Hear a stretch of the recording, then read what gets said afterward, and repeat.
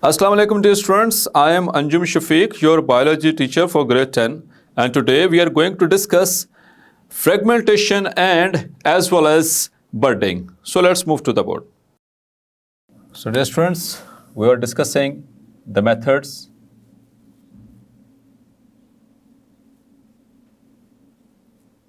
of asexual reproduction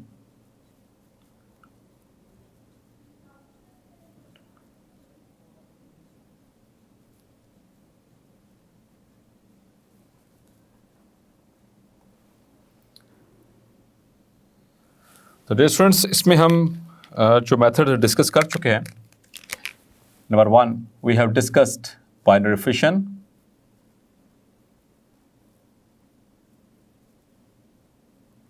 number 2 we have discussed multiple fission,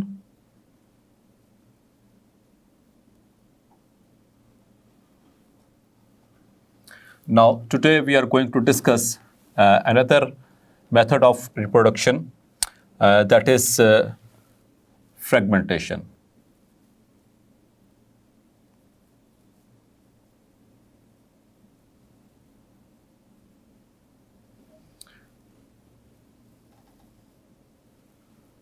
So dear students, इसके नाम के ऊपर थोड़ा सा गौर करें. फ्रेगमेंटेशन, तो जहाँ पर भी शन आ रहा है TION means it is generally it is a process, and fragment का मतलब होता है piece. So this is a kind of, it is a type of asexual reproduction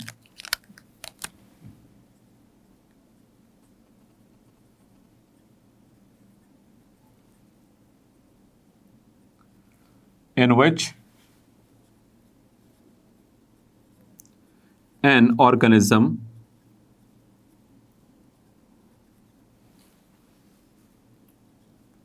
breaks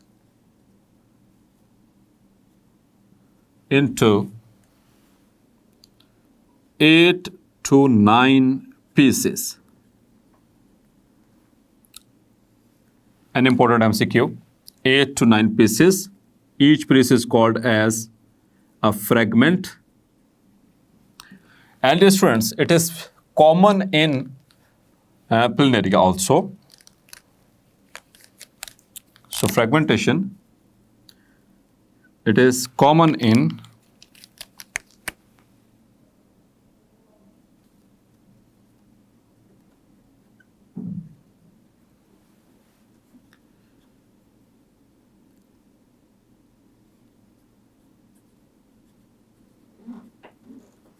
planaria. So होगा क्या dear students, when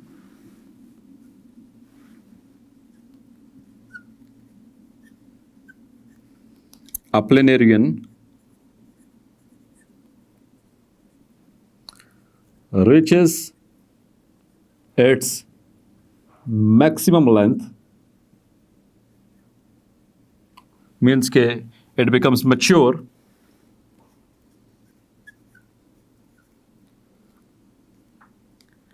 it breaks into pieces. और कितने pieces होंगे dear students? 8 से 9 pieces. Clear? And the each piece regenerates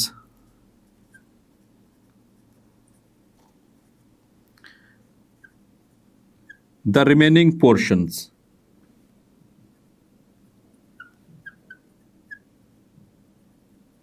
of the body. तो चाहे वो ऊपर वाला हिस्सा रहा क्या है जो कट ऑफ हुआ है, जो नीचे वाला हिस्सा है वो कट ऑफ हुआ है, तो दोनों ही, या जो नीचे वाला है या सिर्फ ऊपर वाला है, so any kind of the remaining portion will be regenerated.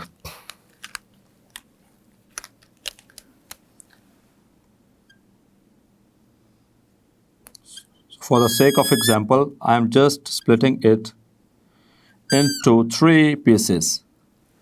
लेकिन कम से कम कि यहाँ पर गुंजाइश हमारे बुक में क्या लिखी गई है, 8 to maximum 9 pieces. So it splits. यहाँ पर मैं इसको सिर्फ 3 पीसेस में स्प्लिट कर दिखाऊंगा.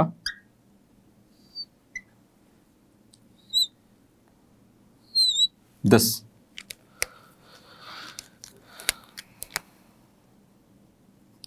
तो एक में तो सिर्फ पूरा का पूरा हेड ही स्प्लिट हुआ, दूसरी जगह के ऊपर उसका नीचे वाला पोर्शन जो कि मुकम्मल नहीं है, उसमें ऊपर वाला पोर्शन भी मिसिंग है और टेल भी मुकम्मल तौर पर नहीं उतरी, टेल भी रिमेनिंग है, और लास्ट में सिर्फ टेल का आखिरी पोर्शन। तो ये तो just for the sake of example है कि ये 3 पीसेस, अदरवाइज 8 to 9 पीसेस में होगा, और बाकी जो पीस होंगे उनके अंदर भी सेम एज इट इज़ होगा, जैसे कि अभी हम यहाँ पर देखने लगे हैं। तो जो हेड है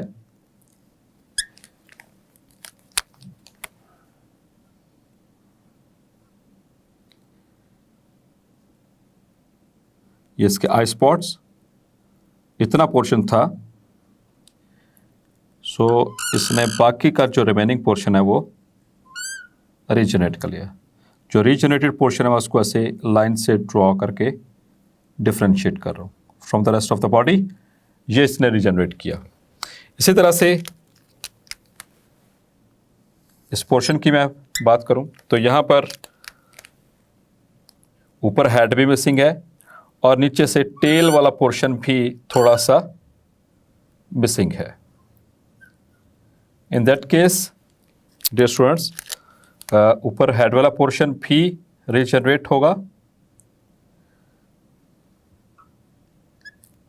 और इसका जो टेल वाला पोर्शन जो है वो भी रीजनरेट होगा। तो इसमें ब्लू कलर से मैंने रीजनरेटेड पार्ट्स को शो कर दिया। इसी तरह से डियर स्टूडेंट्स, ये जो टेल का जो आखिरी पोर्शन था इसके अंदर भी सेम एज इट इज होगा। इसमें सिर्फ नीचे वाला पोर्शन है, बाकी ऊपर वाला कोई पोर्शन अवेलेबल नहीं है। तो यहाँ पर जो ऊपर वाला रिमेनिंग सारा का सारा पोर्शन दोबारा से बनेगा। So it take times approximately week और 2, लेकिन यहाँ पर आपने देखा कि एक दिस इज अपेरेंट प्लेनेरियन,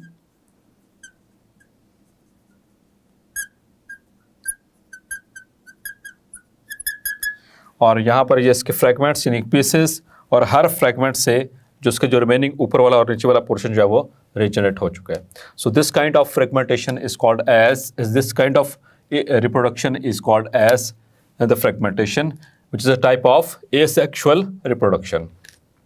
अब हम बात करते हैं डियर स्टूडेंट्स सेकेंड टाइप की। Another there is fourth kind a type of asexual reproduction which is called as budding.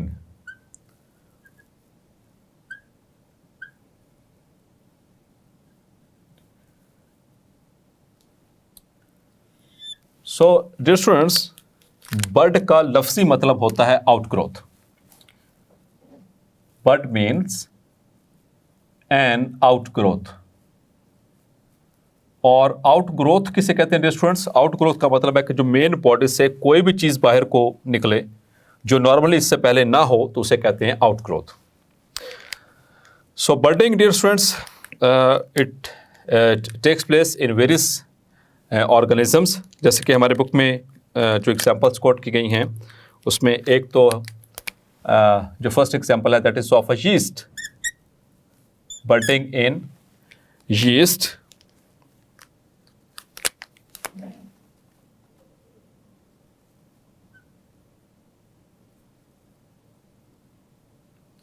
और डियर स्टूडेंट्स, यीस्ट किसे कहते हैं?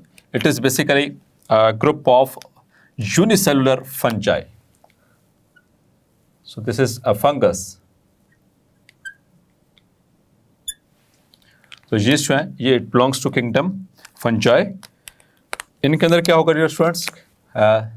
There is a parent yeast, यहाँ पर ये इसका न्यूक्लियस मौजूद है। So first of all what will happen, an outgrowth will be formed.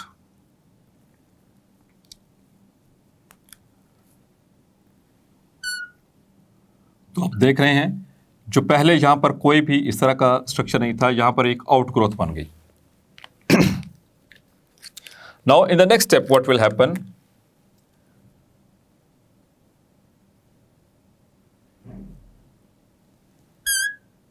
Now the nucleus will be divided. अब न्यूक्लियस जो है वो डिवाइड करेगा और एक से दो न्यूक्लियस बन चुके हैं.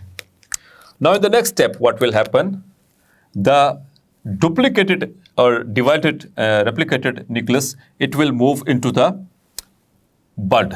तो इस bud के अंदर ये मूव कर जाएगा. ये इसका अपना न्यूक्लियस और ये जो रेप्लिकेट हुआ था, जो डिवाइड हुआ था, वो वाला न्यूक्लियस. और अल्टीमेटली क्या होगा, और स्टूडेंट्स ये भी पॉसिबल है कि एक ही वक्त में एक से ज़्यादा जो बर्ड्स हैं वो भी बन सकती हैं इसमें. तो जैसे इसमें हुई तो ये एक और जो बर्ड है वो निकलना शुरू हो गई. और अल्टीमेटली इसमें क्या होगा कि जब ये इसके अंदर न्यूक्लियस आ चुका होगा, देन दिस बर्ड में डिटैच. ये आमतौर पर वहाँ से डिटैच होगी and now it is ready to grow and form the parent body.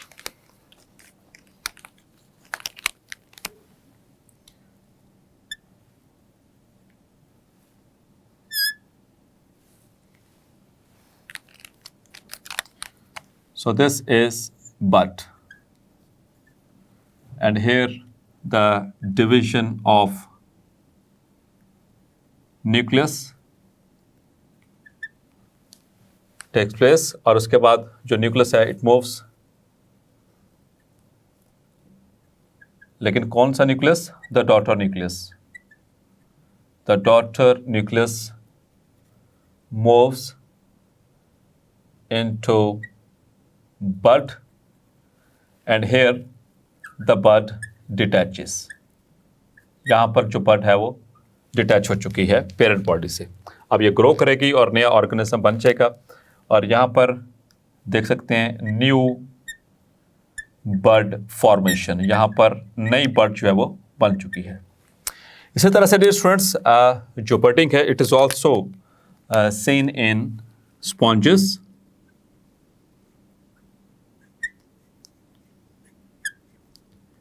आपने नाम सुना है कभी स्पॉन्जेस का? Sponges basically these are the animals which belong to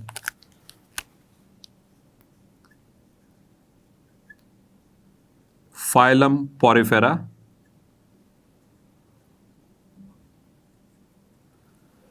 Inshallah you will learn in the intermediate part 1.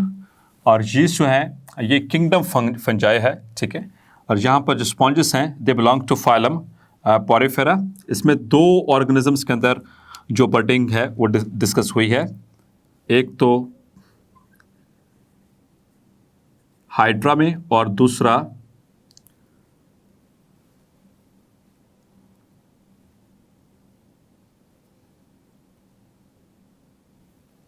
Corals इनके अंदर. So first of all we will see what happens in hydra.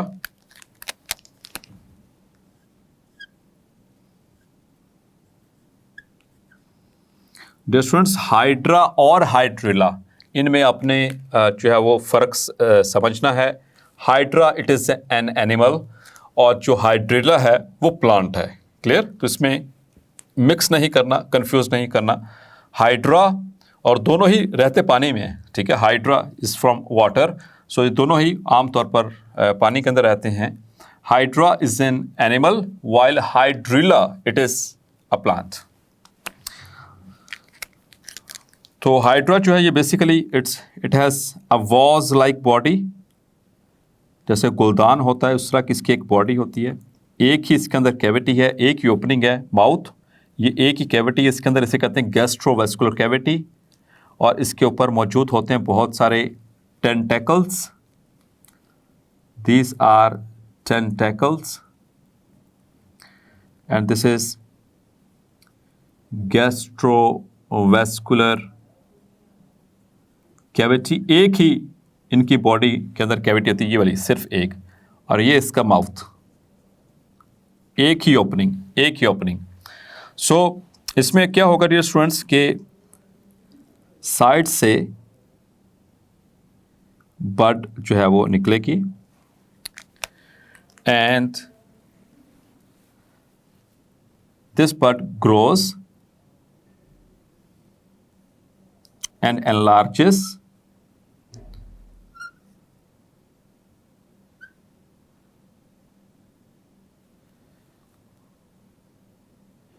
it will enlarge in size, and finally detaches. ये detach हो जाती है अपने parent body से and is converted into adult organism after some time. So here it is. यहाँ से ये detach हो चुकी है पार्ट, और अब ये नए जो है वो हाइड्रा के अंदर कन्वर्ट हो जाएगी। इसी तरह से स्टूडेंट्स स्पॉन्जेस के अंदर एक और एग्जांपल है, that is of the corals. So dear students corals भी ये लोअर एनिमल्स हैं, ये भी इनवर्टिब्रेट्स हैं, और इनके अंदर आपने कभी देखा है कि वो नेशनल जियोग्राफिक में या इस तरह की मूवीज़ में कि समंदर की बिल्कुल बॉटम के ऊपर जाकर वो एक आपको रंग बिरंगे से पत्थर नज़र आ रहे होते हैं मल्टीपल कलर्स के अंदर, और उसके अंदर वो फिशेस मूव कर रही हैं और साथ में कुछ दूसरे एक्वेटिक एनिमल्स हैं वो वहाँ पर स्टे कर रहे हैं। So basically they are the dead corals. वहाँ पर वो बनाते हैं कोरल रीफ्स, यानी छोटे छोटी आमाजगाहें बनाते हैं फॉर रेजिडेंशियल एरिया बनाते हैं for the aquatic animals oceans के अंदर जो बिल्कुल बॉटम के ऊपर। तो ये कोरल्स जो होती हैं इस तरह से, इनके अंदर ऐसे बर्ड बनी, लेकिन ये स्टूडेंट्स ये इसी के साथ ही ग्रो करेगी, इसकी बर्ड इसी के साथ ग्रो करती रहेगी और फिर इससे भी एक नई बर्ड ग्रो करेगी अल्टीमेटली, और फिर ये इस तरह से बर्ड्स डिटैच रहेंगी, डिटैच नहीं होंगी इनसे। So this is coral, this is the bird of coral. और याद रखना ये इंपॉर्टेंट एमसीक्यू डियर स्टूडेंट्स आपसे शेयर कर रहा हूँ, that the birds of corals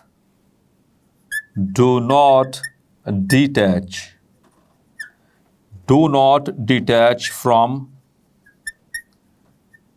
parent body। ये पेरेंट बॉडी से डिटैच नहीं होती, ये उसी के साथ चिपकी रहेगी, उसी के साथ ही रहनी है। और फिर इस आफ्टर देयर डेथ, चूँकि इनके जो सी जो बॉडी होती है that is made up of calcium carbonate, ये के हार्ड होती है, और फिर जब ये मर जाते हैं तो ये इनकी बॉडी नीचे रहती है समंदर की जो ओशंस के बॉटम होते हैं, और it provides the habitat to various aquatic animals. So dear students आपने देखा प्लैनेरिया ना सिर्फ बाइनरी फिशन के ज़रिए रिप्रोड्यूस कर सकता है बल्कि वो फ्रैगमेंटेशन के ज़रिए भी रिप्रोड्यूस कर सकता है, और फ्रैगमेंटेशन में कम से कम उसे 8 से 9 पीसेस में टूटना होता है, और उसके बाद वो हर वो पार्ट जो उसका ऊपर वाला पोर्शन या रिमेनिंग नीचे वाला पोर्शन जो होगा वो रीजनरेट करेगा।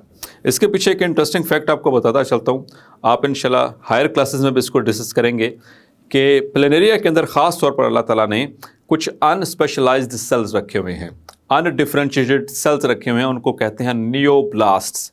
वो इनकी बॉडी के अंदर जगह जगह पर मौजूद हैं।